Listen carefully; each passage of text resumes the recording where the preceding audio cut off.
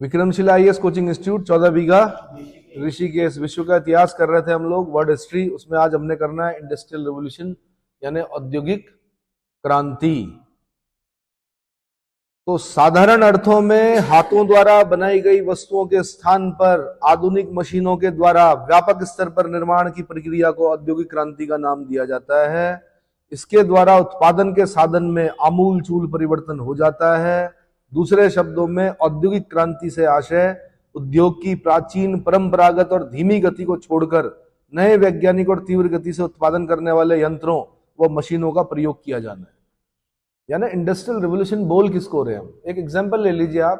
पहले आपने देखा होगा, उत्तराखंड में भी देखा होगा कि पुराने जो बुजुर्ग थे वो तकली में क्या करते थे, मतलब भेड़ की ऊन निकाली और उसके बाद क्या करते, धागा बनाते थे। उसके बाद उससे क्या बनाते थे, कपड़ा बनाते थे। मतलब बुनकर को धागा बनाना उनका काम था। उसके बाद जो गांव का बुनकर होता था उसको दिया, फिर उसने एक पंखी सी बनाता था वो। तो उससे फिर क्या करते थे, कोट जो भी बनाने के कपड़े वो बनाते थे। अब भाई आज के जब इंडस्ट्रियल रिवोल्यूशन हुआ तो उसमें क्या हुआ कि धागा जो बना वो पावर लूम में बना, जो कपड़ा बना वो किसमें बना, चाहे ऊनी हो सूती हो, कोई भी कपड़ा किसमें बना, मशीनों में बना।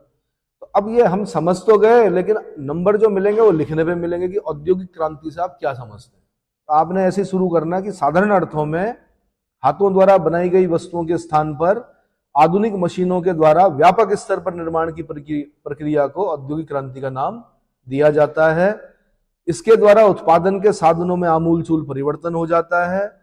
और दूसरे शब्दों में अगर औद्योगिक क्रांति को परिभाषित करना तो औद्योगिक क्रांति से आशय उद्योगों की प्राचीन परंपरागत तथा धीमी गति को छोड़कर नए वैज्ञानिक और तीव्र गति से उत्पादन करने वाले यंत्रों व मशीनों का प्रयोग किया जाना। समझ में आ गया? ठीक। 18वीं शताब्दी के उत्तरार्ध में इंग्लैंड में परिवर्तन की प्रक्रिया प्रारंभ हुई। इस समय उत्पादन की तकनीक और संगठन में आश्चर्यजनक परिवर्तन हुए। ये परिवर्तन इतने प्रभावशाली और द्रुत गति से हुए कि इन्हें क्रांति कहा गया। औद्योगिक क्रांति के फलस्वरूप बड़े बड़े उद्योगों का सूत्रपात हुआ। इस क्रांति का प्रारंभ सर्वप्रथम इंग्लैंड में हुआ। हालांकि इंग्लैंड में उतनी अच्छी दशाएं नहीं थी जितनी और देशों में थी। कोयले के भंडार थे अन्य देशों में, फ्रांस में थे कोयले के भंडार। क्रांति के लिए क्या चाहिए थे, ऊर्जा के लिए क्या चाहिए था, कोयला। लेकिन फिर भी क्या हुआ, क्रांति इंग्लैंड में ही हुई। जब आप वर्ल्ड हिस्ट्री को डिटेल में पढ़ते तब ये बोलते हैं कि यार औद्योगिक क्रांति के लिए जो आदर्श दशाएं थी वो तो यूरोपीय देशों में थी, अन्य देशों में थी, फ्रांस में थी, जर्मनी में थी और अन्य देशों में थी। इंग्लैंड में ही क्यों हुई, तो उसके कारण देने पड़ते हैं कि इंग्लैंड में ही क्यों हुई। ठीक है। क्रांति के कारण क्या थे? 18वीं शताब्दी में औद्योगिक क्रांति के लिए इंग्लैंड की परिस्थितियां बहुत अनुकूल थी। समुद्र पार के व्यापार के द्वारा, जिसमें दासों का व्यापार भी शामिल है, इंग्लैंड ने भरपूर लाभ कमाया। इस लाभ से उसे पर्याप्त पूंजी उपलब्ध हुई। उसने कई उपनिवेश स्थापित करके उनसे सरलता पूर्वक कच्चा माल और सस्ते श्रमिक प्राप्त किए। वैज्ञानिकों के द्वारा किए गए नए नए आविष्कारों ने औद्योगिक क्रांति को सरल बना दिया। अतः यूरोपीय देशों की व्यापार की होड़ में वह एक ऐसी शक्ति के रूप में उभरा जिसका कोई प्रतिद्वंदी नहीं था। इन्हीं कारणों से इंग्लैंड की सर्वप्रथम क्रांति हुई, जिसके फलस्वरूप इंग्लैंड को उस समय विश्व की उद्योगशाला कहा जाता था। क्या बोलते थे? विश्व की उद्योगशाला। क्योंकि समुद्र पारीय व्यापार में जो इंग्लैंड की नेवी थी ना, वो बहुत गजब की थी, सबसे शक्तिशाली थी उस समय। ठीक है। समुद्र पारीय व्यापार पर इसका क्या था, होल्ड था।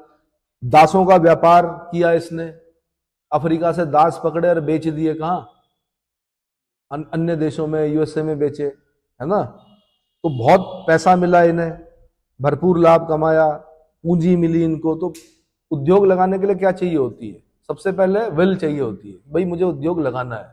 दूसरा क्या चाहिए होता? पूंजी। तीसरा क्या चाहिए होता? दशाएं, लेबर, सस्ता लेबर। ये सब मौजूद था वहां पर, है ना।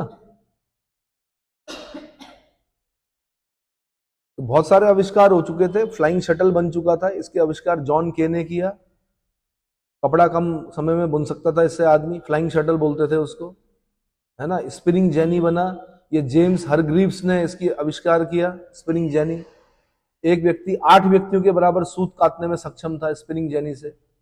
वाटर फ्रेम स्पिनिंग जेनी बना, ये रिचर्ड आर्कराइट ने बनाया, आर्कराइट ने 1767 में। सूत काटने वाली पानी से चलने वाली मशीन थी ये। स्पिनिंग म्यूल बनाया क्रॉम्पटन ने, बारीक और पक्का धागा तैयार करने वाली मशीन थी ये। क्रॉम्पटन ने जो बनाया स्पिनिंग म्यूल, बारीक धागा और पक्का धागा बनाने वाली मशीन थी। पावर लूम का आविष्कार किसने किया? ये एडमंड कार्टराइट ने किया, भाप की शक्ति से चलने वाली जो पावर लूम था। सेफ्टी लैंप बनाया हेम्फ्री डेवी ने। सिलाई मशीन बनाई एली हास ने। पहले सुई धागे से बुनते सिलते थे कपड़े, इसने क्या बनाया? सिलाई मशीन बना दी एली हास हो। समझ में आ रहा है क्या बताना चाह रहा हूं मैं? बाकी बहुत नई नई खोजें हो गई थी। बार्थोलोमियो डियाज जो पुर्तगाली था, उसने 1488 में केप ऑफ गुड होप, उत्तमाशा अंतरीप बोलते हैं, साउथ अफ्रीका में पड़ता है उत्तमाशा अंतरीप अर्थात केप ऑफ गुड होप, ये इसकी खोज कर दी थी। क्रिस्टोफर कोलंबस 1492 में इसने दक्षिण अमेरिका की खोज की, और 1494 में वेस्ट इंडीज की खोज की इसने। वेस्ट इंडीज है ना। उसके बाद वास्को डिगामा जो पुर्तगाली 1498 में भारत पहुंच गया था, कालीकट केरल में। जमोरिन ने बड़ा स्वागत किया, 60 गुना प्रॉफिट हुआ। ये पहला यूरोपीय था जो समुद्री मार्ग से भारत पहुंचा था। अमेरिगो वेस्पुसी इटालियन यात्री था। 1499 में अमेरिका का नामकरण इसी के नाम पर हुआ है। अमेरिगो वेस्पुसी इटालियन यात्री, नेविगेटर था ये, इसके नाम पर अमेरिका का नाम पड़ा है। ऐसे ही फर्डिनेंड मैगलन, इसने प्रथम समुद्री यात्रा जिसने 3 वर्ष में पृथ्वी की परिक्रमा की, पूरी पृथ्वी की परिक्रमा कर दी। मैगलन स्ट्रेट है इसके नाम से चिली में, जो कि अटलांटिक और पैसिफिक को क्या करती है? जोड़ती है। कौन? Ferdinand Magellan. ऐसे ही हर्नन हुआ एक 1519 में, इसने मैक्सिको की खोज कर दी। किसने? हर्नन। माया कल्चर कहां का? मैक्सिको का, है ना। माया कैलेंडर 2012 में खत्म हो गया। जॉन कैबॉट 1497 न्यू फाउंडलैंड की खोज की इसने, जॉन कैबॉट ने। सर फ्रांसिस ड्रेक, ये विश्व का पहला नाविक था जो संसार की परिक्रमा करके जीवित स्वदेश वापस लौटा था। कैब्रल, ये ब्राजील की खोज की इसने 1501 में। तो मैंने कहा ये सब चीजें क्या कर रही थी? सहायता दे रही थी किसको? औद्योगिक क्रांति में। उसमें नए नई खोजें, नए नए आविष्कार। औद्योगिक क्रांति के क्या लाभ हुए? यूरोप की औद्योगिक क्रांति का लाभ न केवल यूरोप को बल्कि संपूर्ण विश्व को प्राप्त हुआ। क्रांति के लाभों को स्पष्ट करते हुए वुडवर्ड ने लिखा है कि इस क्रांति से मनुष्य को चमत्कारिक लाभ हुए। जिन कार्यों को करने में असीमित श्रम और पर्याप्त समय लगता था, अब वे अल्पकाल में मामूली श्रम से पूरे हो जाते थे। औद्योगिक क्रांति के जो लाभ हुए, नंबर 1, नवीन आविष्कारों के फलस्वरूप नवीन तकनीक का विकास हुआ जिससे उत्पादन क्षमता बढ़ गई। दूसरा, यातायात के साधनों का तेजी से विकास हुआ तथा मानव के लिए अब यातायात सरल और सुविधाजनक हो गया। तीसरा, नागरिक जीवन निरंतर सुख सुविधापूर्ण होता चला गया। चौथा, कृषि में नवीन उपकरणों के प्रयोग से एक तरफ श्रम की बचत हुई तो दूसरी तरफ खाद्यान्नों में उत्पादन बहुत अधिक बढ़ गया, सरप्लस में होने लगा। बड़े बड़े नगरों को पालने के लिए सरप्लस में हुआ अनाज। पांचवा, औद्योगिक क्रांति से अंतरराष्ट्रीय व्यापार में वृद्धि हुई, लोगों के लिए विदेशी व्यापार सुविधाजनक हो गए। छठा, औद्योगिक साधनों के लिए विज्ञान के क्षेत्र में निरंतर खोज जारी रही जिससे कई नई प्रौद्योगिकी की खोजें हुई। इस प्रकार औद्योगिक क्रांति संपूर्ण संसार के लिए लाभकारी सिद्ध हुई। ठीक है। औद्योगिक क्रांति के क्या प्रभाव पड़े? तो यूरोपीय महाद्वीप के विभिन्न देशों पर औद्योगिक क्रांति का प्रभाव पड़ा। औद्योगिक क्रांति ने यूरोप के सामाजिक, आर्थिक व राजनीतिक जीवन को प्रभावित किया। आर्थिक प्रभाव में अगर हम देखें तो यूरोप के लोगों के जीवन का जो मुख्य आधार कृषि कार्य था, लोग खेती करके अपना जीवन बिताते थे, किंतु औद्योगिक क्रांति ने कृषि को उन्नति प्रदान की तथा संपूर्ण यूरोप औद्योगिक क्षेत्र बन गया। नवीन आविष्कारों के फलस्वरूप बड़े बड़े कारखाने स्थापित हुए। अब धनी लोग पूंजीपति बनते चले गए और इस प्रकार पूंजीवादी व्यवस्था अथवा पूंजीवाद का जन्म हुआ। यातायात और संचार के साधनों में वृद्धि हुई, बड़े बड़े नगरों की स्थापना हुई, बैंकिंग सुविधाओं का विकास हुआ, यानी साहूकार वाला सिस्टम खत्म हो गया। दूसरा, सामाजिक प्रभाव क्या पड़ा? औद्योगिक क्रांति ने समाज में वर्ग भेद का उदय हो गया। वर्ग भेद का उदय हो गया। पूंजीपति के रूप में एक नया वर्ग अस्तित्व में आया। पहले राजा रजवाड़े थे, अब पूंजीपति आ गए। मेन चीज क्या होती? पैसा। इस दुनिया का भगवान है पैसा, तू भगवान है कैसा, सुना है? तो पूंजीपति के रूप में एक नया वर्ग अस्तित्व में आया। धीरे धीरे पूंजीपतियों ने उत्पादन के साधनों पर अपना नियंत्रण स्थापित कर लिया और अब मजदूर पूर्णतया पूंजीपतियों की दया पर आश्रित हो गए। मजदूर क्या हो गए? पूंजीपतियों की दया पर आश्रित हो गए, धनी वर्ग का जीवन विलासी हो गया, वे सुंदर और भव्य महलों में रहने लगे, और दूसरी तरफ सर्वहारा वर्ग भूख से तड़पने लगा। परिणाम स्वरूप दोनों में असमानता बढ़ी और आपस में तीव्र मतभेद हो गए। समाज दो वर्गों में विभाजित हो गया, पूंजीपति और श्रमिक, हैव्स और हैव्स नॉट। हैव्स मतलब जिनके पास सब कुछ था, हैव्स नॉट मतलब जिनके पास कुछ नहीं था, है ना। मतलब अगर एक दिन दिहाड़ी ना करें तो रात का खाना भी नसीब ना हो। समाज की बहुसंख्यक जनता पूंजीपतियों के शोषण का शिकार बन गई। यह सामाजिक प्रभाव पड़ा। राजनीतिक प्रभाव क्या पड़ा? पूंजीपतियों ने अपने औद्योगिक हितों की पूर्ति के लिए राजनीति में हस्तक्षेप करना प्रारंभ कर दिया। वे धन के बल पर संसद में पहुंचने लगे तथा उन्होंने अपने स्वार्थ की पूर्ति के लिए मजदूरों के हितों की उपेक्षा करनी आरंभ कर दी। श्रमिकों ने आंदोलन प्रारंभ किए, जिससे विवश होकर सरकार को फैक्ट्री एक्ट बनाने पड़े और मजदूरों को सुविधाएं भी प्रदान करनी पड़ी। प्रजातंत्र यद्यपि इंग्लैंड के शासन की नीति थी, फिर भी श्रमिकों के आंदोलन के फलस्वरूप यूरोपीय देशों में लोकतंत्रात्मक व्यवस्था शीघ्रता से स्थापित हो गई। इसी प्रकार औद्योगिक क्रांति के अन्य बहुत से प्रभाव पड़े। उत्पादन में अभूतपूर्व वृद्धि हुई और आवश्यकता से अधिक वस्तुओं की खपत के लिए नए बाजारों की आवश्यकता से उपनिवेशवाद और साम्राज्यवाद को जन्म दिया गया। मजदूर संघों का संगठन होने लगा। कला, साहित्य और विज्ञान के क्षेत्र में अनेक आविष्कार हुए। मानव सभ्यता का द्रुत गति से विकास होने लगा। इवन उपनिवेशवाद और साम्राज्यवाद भी यही कारण है, नए बाजार ढूंढने के लिए। क्योंकि जब उत्पादन ज्यादा हो जाता है तब क्या करना है? कितना खाएगा एक देश, कितना खरीदेगा? क्या करना पड़ता है? दूसरे देश में बेचना पड़ता है। उसको क्या करना पड़ता है? एक्सपोर्ट करना पड़ता है। उस एक्सपोर्ट करने के लिए क्या बाजार ढूंढने पड़ते हैं। तो उस जमाने में, अब तो नहीं हो सकता ऐसा, लेकिन उस जमाने में क्या किया गया? नए बाजारों की आवश्यकता से उपनिवेशवाद और साम्राज्यवाद ने जन्म लिया। साम्राज्य बढ़ाने की होड़ लग गई, जिसे बोलते हैं, है ना। अभी भी अगर आप देखें तो जो अमेरिका की जो नीतियां हैं, अमेरिका की जो सरकार है, उस पर पूंजीपतियों का प्रभाव होता है। वहां की जो नीतियां बनती हैं, ट्रंप क्यों जीता? क्यों जीता? क्योंकि वो अपने देश के उत्पादन को, अपने देश को प्रथम स्थान पर रखता है। क्या संरक्षणवादी नीति है उसकी? क्या है? America first. पहले क्या? अमेरिका फर्स्ट, है ना। ये वही हो गया कि जब आप कमाते हो तो पहले खुद खाओ, फिर उसके बाद अपने परिवार को खिलाओ, फिर बच गया तो फिर अपने मित्र इष्ट जो है उनको खिलाओ, फिर समाज को दोगे। तो वो क्या करता है? अमेरिका पहले अमेरिकन को ही क्या करेगा? प्रायोरिटी देगा। समझ में आया क्या बताना चाह रहा हूं मैं? ठीक। अभी भी मैंने कहा खाली अमेरिका ही नहीं, इवन हमारे देश में भी जो नीतियां बनती हैं उस पर पूंजीपतियों का प्रभाव होता है। इंग्लैंड में तो पूंजीपतियों ने क्या कर दिया? इलेक्शन जीते और सांसद बन गए, हाउस ऑफ लॉर्ड्स में चले गए, हाउस ऑफ कॉमन्स में चले गए। हमारे यहाँ क्या होता है कि हमारे यहाँ एक चीज होती है जिसको बोलते हैं चंदा। क्या होता है? चंदा मामा वाले चंदा नहीं, चंदा मतलब धन। क्योंकि इंडस्ट्रियलिस्ट के पास टाइम नहीं है क्या करने का? इलेक्शन लड़ने का और कैंपेन करने का, ये सब चीजों का टाइम नहीं है। उसे तो पैसा बनाना है।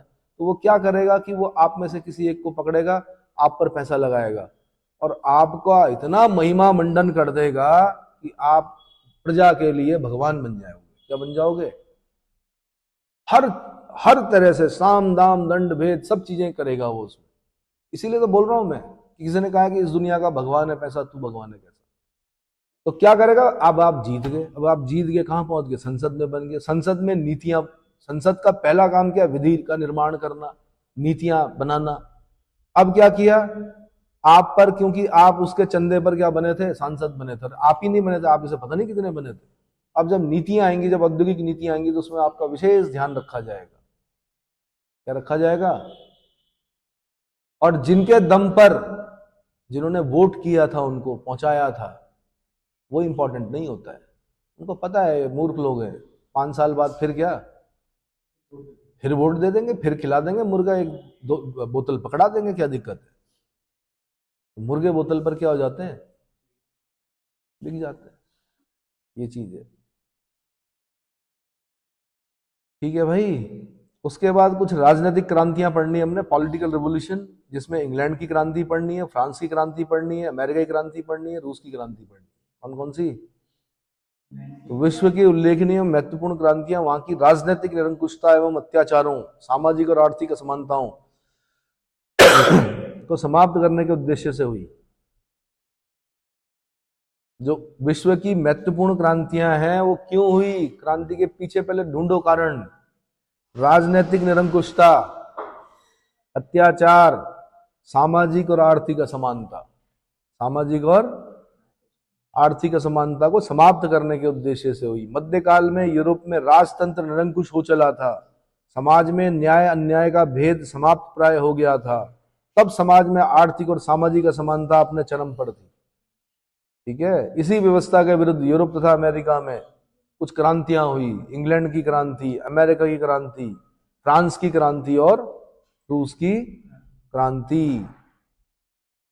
ठीक है भाई, इंग्लैंड की क्रांति बता रहा हूं। संपूर्ण विश्व के इतिहास में इंग्लैंड की क्रांति पहली राजनीतिक क्रांति थी। जनता राजा के अत्याचारों और कठोर धार्मिक अनुशासन से ऊब चुकी थी। इंग्लैंड की क्रांति का मूल कारण राजा और संसद के मध्य सत्ता संघर्ष था।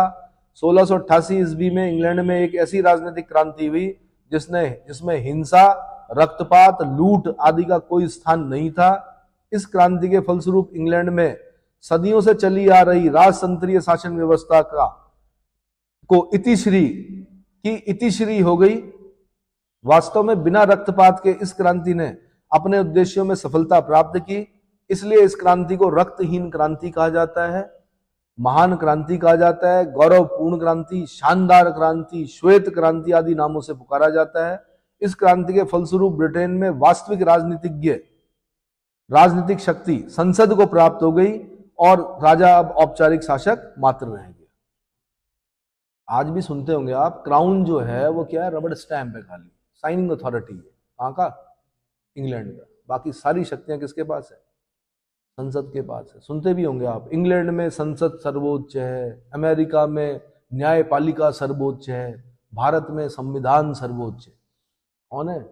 हमारे यहाँ संसद भी नहीं है सर्वोच्च।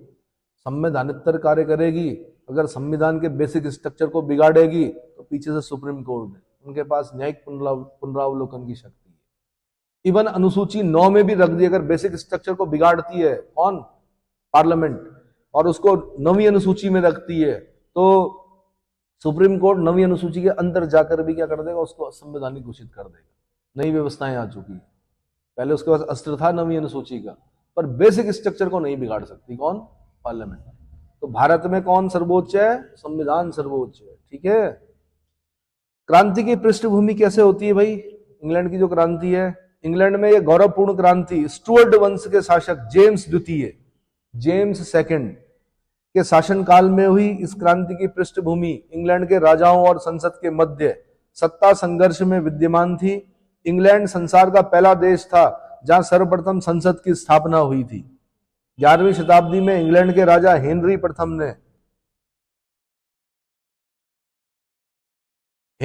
ने शासन कार्यों में परामर्श लेने के लिए एक सलाहकार समिति परिषद की स्थापना की, जिसे क्यूरिया रेजिस क्या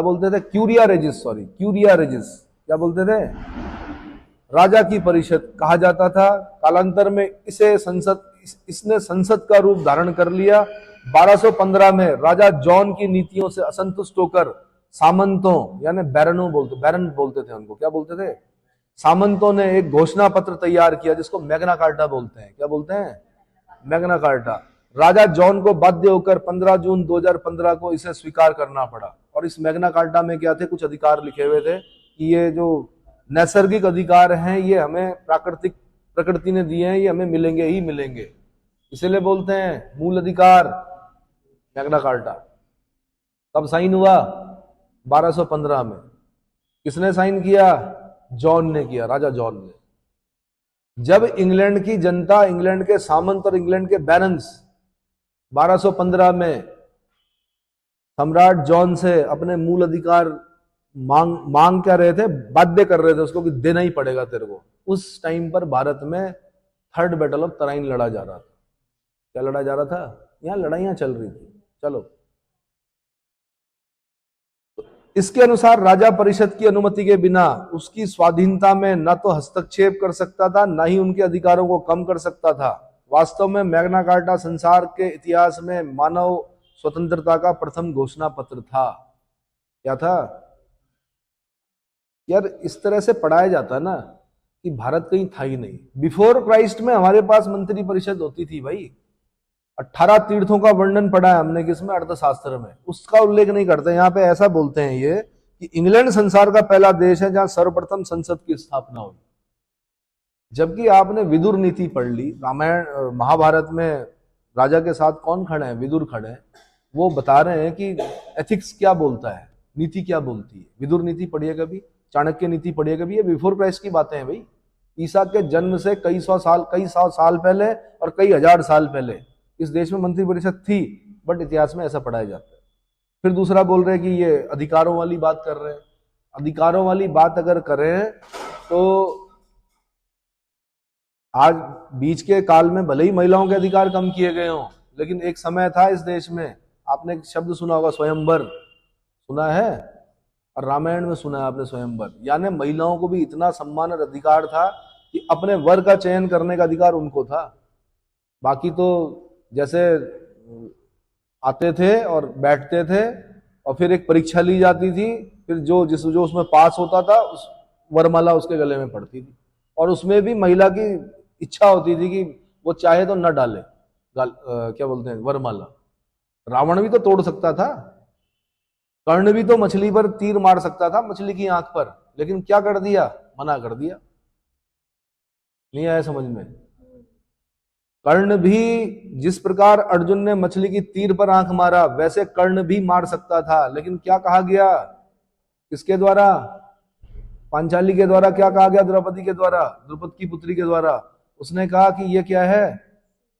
सूत पुत्र है, मैं इसके साथ विवाह नहीं करूंगी, ये क्षत्रिय नहीं है। यानी रिश्ता ठुकरा दिया उसने। और वो महाभारत में दिखता है फिर बदला किस किस प्रकार से लेते हैं। और महाभारत और रामायण ये दोनों ग्रंथ सुन लो, ये दोनों ये बताते हैं कि स्त्री अस्मिता पर अगर आंच आती है तो उसमें 13 अक्षुणी सेनाएं भी अगर नाश हो जाए तो कोई दिक्कत नहीं। कितनी? एक अक्षुणी सेना में कई लाख सैनिक होते हैं। नहीं आया समझ में? स्त्री के सम्मान को अगर क्या हो ठेस पहुंचे तो चलो जी आगे बढ़ते हैं। यही तो सिखाया आपके ग्रंथों ने? नहीं है? सीख नहीं पाए ना लोग, सीख नहीं पाए। 1485 से 1603 ईस्वी के बीच इंग्लैंड में ट्यूडर वंश का शासनकाल रहा। इस वंश का शासक निरंकुश थे। इस अवधि में इंग्लैंड के लोग मैग्ना कार्टा को भूल गए, परंतु स्टुअर्ट राजाओं के काल के पहले राजा जेम्स प्रथम के शासन काल में संसद और राजा के मध्य संघर्ष प्रारंभ हो गया, क्योंकि इस अवधि तक पुनर्जागरण के कारण जनता की विचारधारा में क्रांतिकारी परिवर्तन आ गया था और राजाओं की स्वेच्छाचारिता व निरंकुशता को सहन करने के लिए अब जनता तैयार नहीं थी। ठीक है, अब क्या हुआ? राजा और संसद के मध्य संघर्ष। जेम्स प्रथम की मृत्यु के बाद उसका पुत्र चार्ल्स प्रथम गद्दी पर बैठा। चार्ल्स प्रथम ने अपनी निरंकुशता बनाए रखने के लिए अपने समर्थकों को उच्च पदों पर नियुक्त करना प्रारंभ कर दिया और जनता पर पाउंडेज, टनेज, शिप मनी आदि कर लगाकर, कौन कौन से? पाउंडेज, टनेज और शिप मनी, ये सब कर लगाकर अवैधानिक रूप से धन एकत्रित करने लगा। अंततः संसद ने इलियट के नेतृत्व में एक याचिका प्रस्तुत की जिसमें चार्ल्स के अवैधानिक शासन की निंदा की गई तथा संसद की अनुमति के बिना टनेज, पाउंडेज और शिप मनी आदि करों द्वारा संग्रह करने पर रोक लगा दी गई। चार्ल्स प्रथम ने इसे अस्वीकार कर दिया। फलतः राजा और संसद के मध्य संघर्ष और तेज हो गया। गृह युद्ध का प्रारंभ। इस घटना के परिणाम स्वरूप राजा और संसद के अधिकारों के लिए गृह युद्ध प्रारंभ हो गया। इस गृह युद्ध में इंग्लैंड के चर्च के पादरी वर्ग और जमींदार राजा की ओर से तथा प्यूरिटन व्यापारी और जनसाधारण संसद की ओर से थे। इस प्रकार पादरी वर्ग और जमींदार को कैवलियर और प्यूरिटन तथा जनसाधारण को राउंड हेड कहा गया। कैवलियर और राउंड हेड। राउंड हेड कौन हुए? प्यूरिटन और जनसाधारण। प्यूरिटन मतलब व्यापारी, प्यूरिटन मतलब भाई क्यों देंगे यार वो शिप मनी क्यों देंगे? जहाज का टैक्स क्यों देंगे वो? ठीक है। इस युद्ध में क्रॉमवेल जनता व संसद का नेतृत्व कर रहा था। यह गृह युद्ध 5 वर्षों तक चला। अंत में राजा पराजित हुआ, उसे बंदी बना लिया गया। इस गृह युद्ध को प्यूरिटन क्रांति का नाम से भी जाना जाता है। 1649 ईस्वी में संसद ने राजा को न्यायालय के समक्ष उपस्थित होने का आदेश दिया और न्यायालय ने राजा को मृत्युदंड की सजा दी। अतः 30 जनवरी 1649 ईस्वी को चार्ल्स प्रथम को फांसी पर चढ़ा दिया गया। क्या कर दिया गया?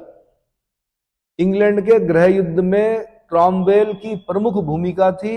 अतः चार्ल्स प्रथम की पराजय के बाद क्रॉमवेल लॉर्ड प्रोटेक्टर नियुक्त हुआ, अर्थात शासन सत्ता उसके हाथ में आ गई। कालांतर में धीरे धीरे वह भी निरंकुश हो गया और उसमें सैनिक तानाशाही की प्रवृत्ति पैदा हो गई। अब उसने जनता के ऊपर प्यूरिटन धर्म और कठोर धार्मिक अनुशासन लगा दिया। फलतः इंग्लैंड की जनता क्रॉमवेल के शासन से ऊब गई। देखो ना, जो लड़ाई लड़ी थी उसने, फिर जब वो राजा बन गया, अधिकार आ गए, तो अधिकार आते ही क्या हो गया, वो भी वैसे निरंकुश हो गया। तो जनता ने कहा भाई ये भी निरंकुश हो गया। इसके फलस्वरूप इंग्लैंड में पुनः 1660 ईस्वी में राजतंत्र की स्थापना हुई और चार्ल्स द्वितीय इंग्लैंड की गद्दी पर बैठा। चार्ल्स द्वितीय यानी 1660 से 1685 ने आरंभ में संसद की इच्छानुसार शासन किया, किंतु जल्द ही वह स्वेच्छाचारी हो गया, जिसे राजा और संसद के बीच पुनः गतिरोध उत्पन्न हो गया। कालांतर में चार्ल्स द्वितीय की मृत्यु के पश्चात उसका उत्तराधिकारी जेम्स द्वितीय राजा बना। जेम्स द्वितीय भी निरंकुश और स्वेच्छाचारी शासक था। उसने खूनी न्यायालयों की स्थापना करके अपने विरोधियों को दंड देना प्रारंभ कर दिया। इंग्लैंड की संसद और जनता ने इसका मुखर विरोध किया और संसद ने हॉलैंड के शासक विलियम ऑफ ऑरेंज और जेम्स की पुत्री मैरी को संयुक्त शासक नियुक्त किया। जब विलियम निर्विरोध इंग्लैंड आ गया तो जेम्स देश छोड़कर भाग खड़ा हुआ। इस प्रकार इंग्लैंड में संसद की विजय हुई और 1688 ईस्वी में इंग्लैंड के बिना एक बूंद रक्त बहाए गौरवपूर्ण क्रांति संपन्न हो गई। विलियम ऑफ ऑरेंज और जेम्स की पुत्री मैरी, ये संयुक्त शासक नियुक्त हो गए। ठीक है। 15 नवंबर 1688 को विलियम ऑफ ऑरेंज और जो हॉलैंड का शासक था 15,000 सैनिकों के साथ इंग्लैंड आ गया। उसके आने से देश के विभिन्न भागों में विद्रोह भड़क गया। जेम्स द्वितीय भाग गया। विलियम और मैरी इंग्लैंड की गद्दी पर आसीन हो गए। संसद ने उत्तराधिकार का नियम पास करके गद्दी जो है वो हेनोवर वंश के लिए सुरक्षित कर दी। इस प्रकार बिना किसी खून खराबे के क्रांति को सफलता प्राप्त हुई। जेम्स द्वितीय इंग्लैंड का राजा था, जिसके शासनकाल में ही 1688 में रक्तहीन क्रांति हुई थी। अब यहां से क्वेश्चन बनता है, रक्तहीन क्रांति कब हुई? आंसर 1688 में। और किसके समय में हुई? जेम्स द्वितीय के शासनकाल में। किसके शासनकाल में? जेम्स। अधिकार घोषणा पत्र यानी बिल ऑफ राइट्स। गौरवपूर्ण क्रांति के पश्चात 1689 में संसद ने एक अधिकार विधेयक पास किया, जिसका उद्देश्य राजा और संसद के अधिकारों का निर्धारण करना था। इस विधेयक की निम्नलिखित प्रमुख धाराएं थी। नंबर 1, राजा संसद की अनुमति के बिना कोई भी नियम ना तो लागू कर सकता था ना ही समाप्त कर सकता था। पहला नियम बड़ा कठोर। दूसरा, राजा संसद की अनुमति के बिना कोई नया कर रोपित नहीं कर सकता था, कोई नया टैक्स नहीं लगा सकता था। तीसरा, वर्ष में एक बार संसद का अधिवेशन बुलाना अनिवार्य कर दिया गया। चौथा, वित्त तथा सेना पर संसद का अधिकार स्थापित हो गया। वित्त और सेना पर संसद का अधिकार स्थापित हो गया। रक्तहीन क्रांति के क्या प्रभाव हुए? 1688 ईस्वी की गौरवपूर्ण क्रांति इंग्लैंड के इतिहास में एक युगांतरकारी घटना थी। इसके जो परिणाम है वो सबसे पहले इस क्रांति के फलस्वरूप सैकड़ों वर्षों से संसद और राजा के बीच चल रहा विवाद समाप्त हो गया और तथा यह प्रमाणित हो गया कि जनता का प्रतिनिधित्व करने वाली संसद अधिक शक्तिशाली है तथा राजा शासन कार्यों में संसद की अनदेखी नहीं कर सकता। क्या नहीं कर सकता? संसद की अनदेखी नहीं कर सकता। दूसरा, इंग्लैंड में वैधानिक राजतंत्र की स्थापना हुई, अर्थात शासन की वास्तविक शक्ति संसद में निहित हो गई और राजा औपचारिक शासक मात्र रह गए और तब से औपचारिक मात्र ही है। हमने जो हमारे यहाँ जो गणतंत्र है या रिपब्लिक जो हम हुए, या जो हमारे यहाँ डेमोक्रेसी है, उसमें क्या है? राष्ट्रपति क्या है? जो इंग्लैंड में राजा की स्थिति या क्राउन की स्थिति, राजा रानी जो भी बैठेगा वहां पर, क्राउन की जो स्थिति है वही स्थिति हमारे यहाँ राष्ट्रपति की है। जब हम राष्ट्रपति की शक्तियां पढ़ते हैं ना तो कई पेज पढ़ने पड़ते हैं, लेकिन लास्ट में लिखता है बिना मंत्री परिषद की सलाह के राष्ट्रपति कुछ नहीं कर सकता। सिर्फ एक वीटो पावर उसके पास ऐसी है जिसमें मंत्री परिषद की सलाह नहीं लेता है, बाकी हर जगह पर मंत्री परिषद की सलाह के बिना कुछ नहीं। तो जो ब्रिटिश क्राउन है, जैसे वो रबड़ स्टैंप है वहां पर, वैसे ही राष्ट्रपति यहाँ पर सिर्फ साइनिंग अथॉरिटी, मतलब सारा जो विधि का निर्माण करना वो किसका काम है, संसद का, और उस पर अपनी अनुमति देना किसका कार्य है, राष्ट्रपति। एक बार लौटा सकता है, दोबारा अगर संसद ने उसको पास कर दिया तो राष्ट्रपति बाध्य होता है हस्ताक्षर करने। इतना समझ में आ गया? ठीक। इसके बाद अगले लेक्चर में पढ़ेंगे अमेरिका की क्रांति।